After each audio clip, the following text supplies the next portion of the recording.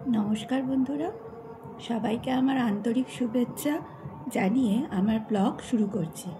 आमार समस्त बंधु और शुभानुध्यायीदेर आमार ब्लगे आरो एकबार स्वागत जानाई। आज आमी तोमादेर सामने उपस्थापन करते चलेछि एक दारुण सुस्वादु रान्नार पद, शिक काबाब उइथ ग्रेवी। खूब कम उपकरण दिए बाड़ीते खूब सहजे ये रेसिपिटी बानिये नेওয়া যায়। मशला स्वाद और गंधेर एक अनबद्ध मेलबंधन এই শিক কাবাব। चलो ताहले एबार सोजासुजी रान्नाय चले जाई। प्रथमेई এই গ্রেভির জন্য আমরা কিছু মশলা নিয়ে নেব। তো এই গ্রেভির জন্য আমাদের একটা প্রথমে স্মুথ পেস্ট বানিয়ে নিতে হবে। তার জন্য আগে থেকে আমি কিছুটা সাদা তিল, কাজু, শুকনো লঙ্কা, কাঁচা লঙ্কা ভিজিয়ে রেখেছিলাম। এরপর একটা মিক্সার গ্রাইন্ডারে জারে আমি পেঁয়াজ, টমেটো, রসুন আর ওই ভিজিয়ে রাখা উপকরণগুলো দিয়ে খুব ভালো করে একটা মিশ্রণ বানিয়ে নিয়েছি। এরপর বানিয়ে নেব কাবাবগুলো।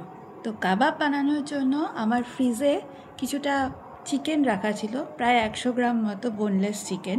সেই বোনলেস পিসগুলো নিয়ে তার সঙ্গে কিছু গোলমরিচ, শুকনো লঙ্কা, অল্প নুন, রসুন দিয়ে একটা পেস্ট বানিয়ে নিতে হবে। এরপর ওই চিকেনের মিশ্রণটির সঙ্গে কিছুটা বেসন, কর্নফ্লাওয়ার আর গুঁড়ো দুধ মিশিয়ে নিতে হবে।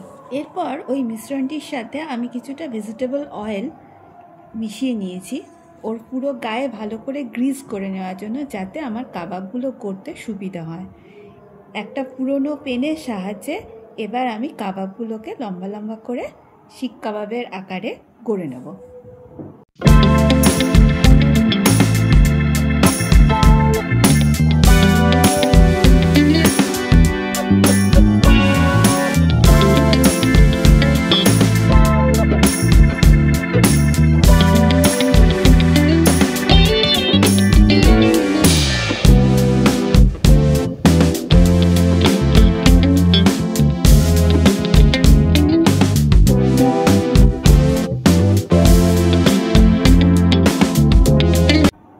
সব কাবাবগুলো গড়া হয়ে গেলে এরপর আমি কড়াইয়ে সাদা তেল গরম করে কাবাবগুলোকে ভেজে নেব।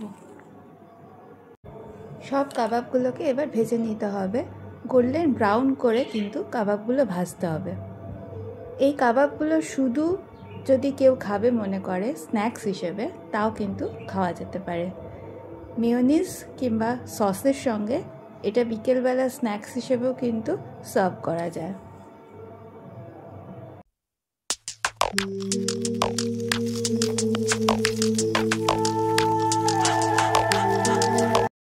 দেখো আমার কাবাবগুলো গোল্ডেন ব্রাউন করে কিন্তু ভাজা হয়ে গেছে। কাবাবগুলো রেডি হয়ে গেছে। কাবাবগুলো আমি প্লেটে রেখেও দিয়েছি। এবার আমাদের গ্রেভি বানানোর পালা। কড়াইয়ে সাদা তেল গরম করার পরে তার মধ্যে আমি একটু ঘি দিয়ে দিয়েছিলাম। ঘিটা মেল্ট হওয়ার পরে কিছু গোটা গরম মশলা দিয়ে একটু ভালো করে নেড়ে চেড়ে সুগন্ধ বেরোবা পর্যন্ত আমি এটাকে ভেজে নেব। এরপর টুকরো করে কেটে রাখা পেঁয়াজ এর মধ্যে অ্যাড করে দিতে হবে। পেঁয়াজটা কিন্তু নরম হওয়া পর্যন্ত ভালো করে ভাজতে হবে।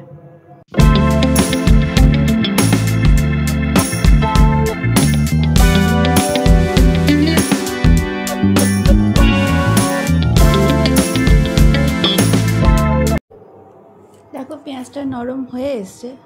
এরপর আমি আগে থেকে বানিয়ে রাখা পেস্টটা, পেঁয়াজ, টমেটো, রসুনের পেস্ট যেটা আমি আগে বানিয়েছিলাম, তার সঙ্গে কাজুও ছিল, সেই পেস্টটা মিশিয়ে দিলাম।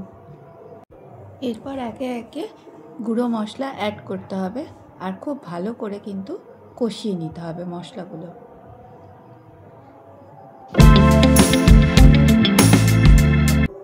প্রথমেই দিয়ে দিলাম অল্প নুন।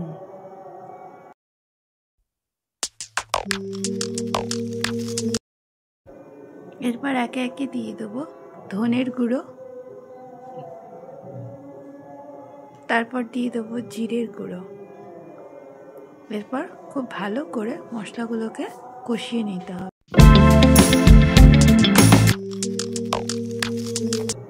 মশলা থেকে তেল ছেড়ে গেছে। এবার আগে থেকে ফেটানো টক দই মিশিয়ে দেব মশলাগুলোর সাথে।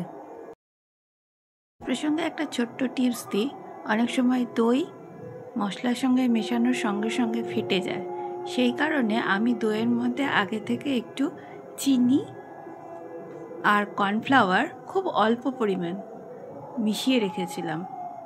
আর গ্যাসটাকে সিমে রেখে আমি খুব ভালো করে নেড়ে নিয়েছি।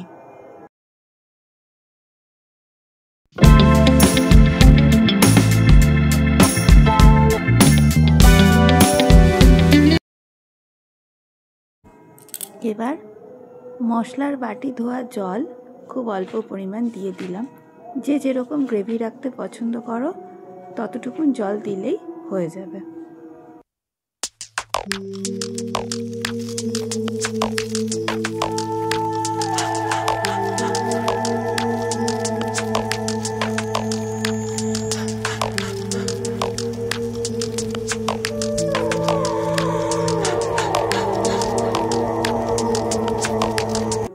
দেখো এবার মশলার থেকে তেল ছেড়ে দিয়েছে পুরোপুরি।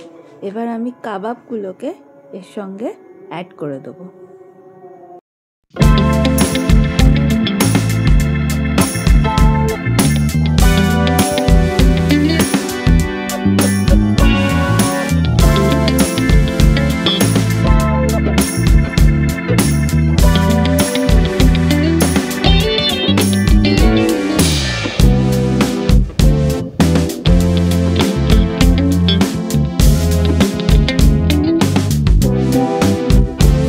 এই পর্যায়ে এসে রুম টেম্পারেচারে রাখা কিছুটা দুধ আমি মিশিয়ে দিলাম।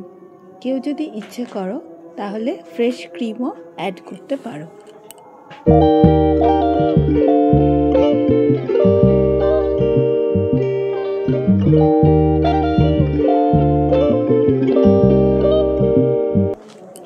এবার অ্যাড করে দিলাম গরম মশলা।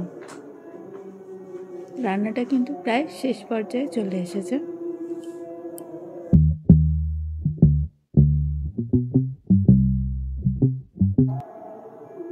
এবার কিছুটা কাসুরি মেথি হাতে ক্র্যাশ করে মিশিয়ে দেওয়া হলো। এই রেসিপিটা ভাত, রুটি কিংবা নান অথবা পরোটার সঙ্গে কিন্তু খুব ভালো যায়। অবশ্যই তোমরা একবার ট্রাই করে দেখো। আমার এই রেসিপিটা তোমাদের যদি ভালো লাগে তো অবশ্যই আমার চ্যানেলটা প্লিজ সাবস্ক্রাইব করে দিও, আর লাইক আর কমেন্ট করতে কিন্তু ভুলো না। সকলকে অনেক ধন্যবাদ। সকলে সুস্থ থেকো, ভালো থেকো।